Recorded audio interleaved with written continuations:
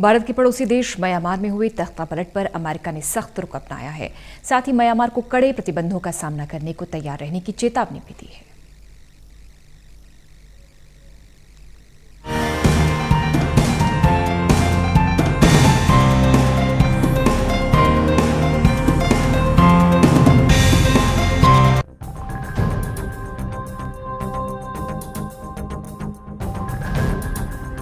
भारत के पड़ोसी देश म्यांमार में तख्तापलट हो चुका है और वहां की सेना ने तख्तापलट कर 1 साल के लिए आपातकाल लगा दिया।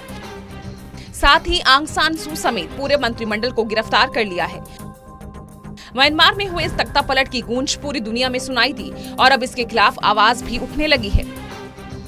सबसे पहले आवाज उठाई है सबसे पुराने लोकतांत्रिक अमेरिका ने, जहां अमेरिका के राष्ट्रपति जो बाइडेन ने सेना द्वारा किए गए तख्तापलट को लोकतंत्र की ओर बढ़ते कदम पर सीधा हमला करार दिया।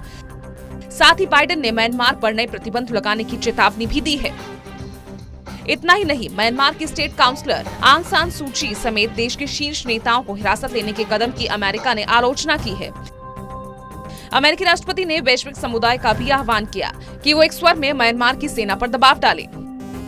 President Biden, I don't think the international community sees President Biden as a root of the events on January 6th, and certainly he has made every effort through conversations directly with partners and allies, through how he has spoken publicly in disgust about the events on January 6th, and through his own commitment to restoring rule of law, democracy here in the United States. The United States remains a country in the world that is looked to for leadership, and it's going to take some time, but he's certainly committed to doing that.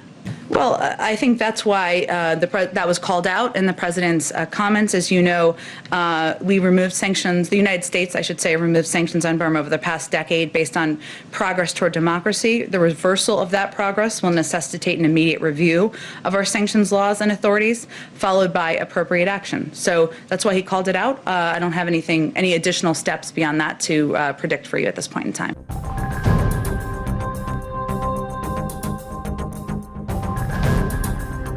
Myanmar की सेना द्वारा तख्तापलट, आंग सान सू की व अन्य प्राधिकारियों को हिरासत में लिया जाना और राष्ट्रीय आपातकाल की घोषणा देश में सत्ता के लोकतांत्रिक हस्तांतरण पर सीधा हमला है। लोकतंत्र में सेना को जनता की इच्छा को दरकिनार नहीं करना चाहिए। लगभग 1 दशक से बर्मा के लोग चुनाव कराने, लोकतांत्रिक सरकार स्थापित करने और शांतिपूर्ण तरीके से सत्ता हस्तांतरण को लेकर लगातार काम कर रहे हैं। इस प्रगति का सम्मान किया जाना चाहिए। दरअसल म्यांमार में हाल ही में चुनाव हुए थे और आंग सान सू ने बड़े अंतर के साथ जीत दर्ज की थी, लेकिन इसे सेना ने फर्जी बताया था और तभी से सैनिक विद्रोह की आशंकाएं बढ़ गई थी। 1 फरवरी की सुबह से आशंकाएं सच साबित हुई और जो लोग रात में लोकतांत्रिक देश में सोए थे वो सुबह तानाशाही देश में उठे। म्यांमार में सेना ने तख्तापलट के बाद देश का नियंत्रण 1 साल के लिए अपने हाथों में ले लिया।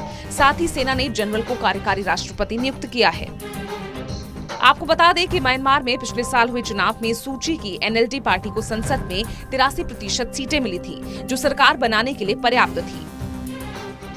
वहीं सेना ने इस चुनाव को फर्जी बताते हुए देश की सर्वोच्च अदालत में राष्ट्रपति और मुख्य चुनाव आयुक्त के खिलाफ शिकायत भी दर्ज कराई थी। हालांकि चुनाव आयोग ने उनके आरोपों को सिरे से नकार दिया था। दरअसल म्यांमार 1962 से अंतर्राष्ट्रीय स्तर पर अलग थलग था और यहाँ 5 दशक तक सैन्य शासन रहा। हाल के वर्षों में लोकतंत्र कायम करने की दिशा में आंशिक लेकिन अहम प्रगति हुई थी, लेकिन अब हुए तख्तापलट से इस प्रक्रिया को खासा झटका लगा है। सू की के लिए तो ये और भी बड़ा झटका है, जिन्होंने लोकतंत्र की मांग को लेकर सालों तक संघर्ष किया।